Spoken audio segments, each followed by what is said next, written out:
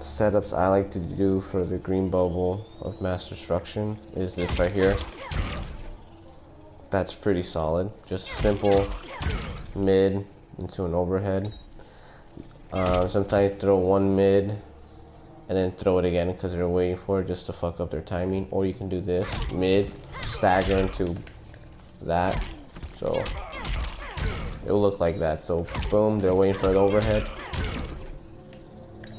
But your opponent could react to it, but are they really? So boom, even on block. So let's put them on block, right? Because they're always gonna be waiting for that overhead because a lot of people abuse it. Boom, boom, boom. That's how you'll get them. Another way I like to set it up is if they're a masher, you do that poke, and then immediately after, you will gel them into that, and then you could, you know, whatever, do combos after that. So this, for example, let's put, actually this is gonna be tough because Sub-Zero has a 6-frame poke. Let's see if my skills are, there you go. Boom, right there. So that's one way I like to set up the jab, jab, stab. That's what I like to call it, the jab, jab, stab. Another way, which is pretty good, is by jumping in.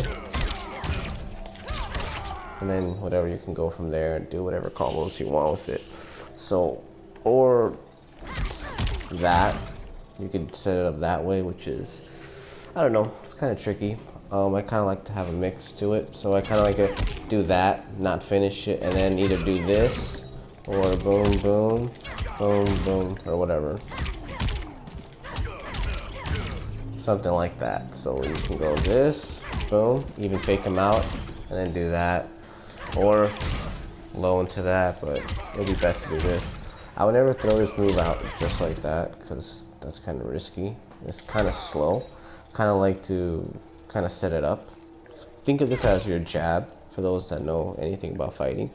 You set up your jab and then whatever, same thing like this. 1, 2, they're gonna be waiting for the overhead when you throw that. So you do 1, 2, and then you could do it that way, or 1, 2, 1, 1, 2, blah blah. You get what I'm saying? All right. So once you set this up, right? I'll just use this string as an example. So once you set this up, there's a lot of things you can do. One of the things I like to do, because I just started using this variation, so I kind of like to keep it simple, and then I'll probably start doing the crazier shit once I get comfortable, is I like to do this string right here. So boom, boom, boom, 1, 2, grab.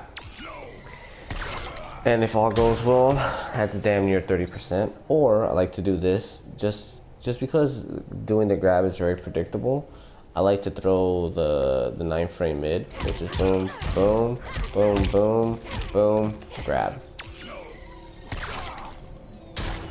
I like to do that because some people, once they see me walk up grab, and then boom, boom, and then go for the grab, they'll like neutral duck, and then they'll punish the shit out of me.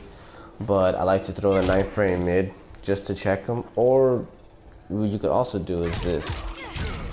Boom, boom, boom, boom, boom, boom, boom, boom, grab. If they have a habit of neutral ducking, or they try to whatever, you know, that actually works a lot. That pressure is crazy. But the problem is this right here. You're minus 29. Your opponent can go put a hot pocket in the oven, heat it up for like 3 minutes, come back, and he'll still have time to punish you.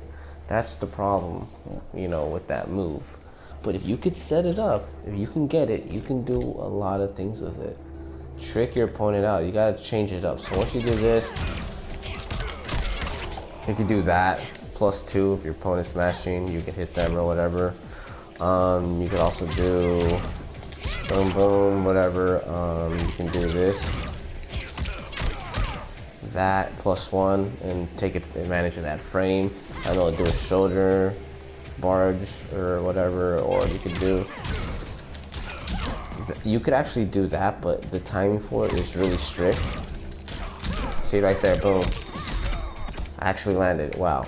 The timing for it is super strict and super tight. Doing it online is impossible. If you could do it online, you're probably blessed by the elder gods. So yeah, that's the green bubble. Things to never do with the green bubble of death. Never do that. That's terrible. That's not worth it. You could do a little pressure, whatever, boom. I mean, take your 10 frames, dash, whatever, but I would not recommend that. I wouldn't recommend doing that. It's just better to set it up with the front kick or whatever, or set it up with this, or even that. Why not? You know, you could do boom.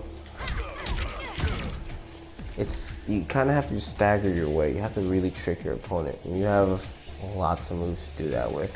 You can do boom, boom, boom. Then there's a lot you can do. So just my advice, think of creative ways to set up the green bubble of destruction and death. That's my best advice for it. Don't just throw it out there. If your opponent's blocking and you see that, just set it up. Figure out like ways of setting it up. Don't just always do this, because I did that in matches. It'll work against people that have bad habits of blocking low, but if you're playing against somebody that knows what the hell they're doing, it's gonna be bad. Like, you're gonna get punished, and there goes like 30 to 40% of your health, because you're probably playing against a Garrus, Sonya, or Scorpion player either way. So yeah, there's that. So do this. Oh, do this. That's one way of setting it up.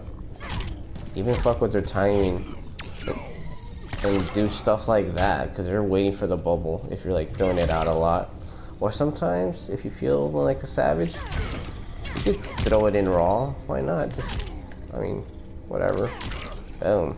I don't know. There's things you can do with it. So just be creative with the bubble. Don't throw it out just like that. Set it up. Boom.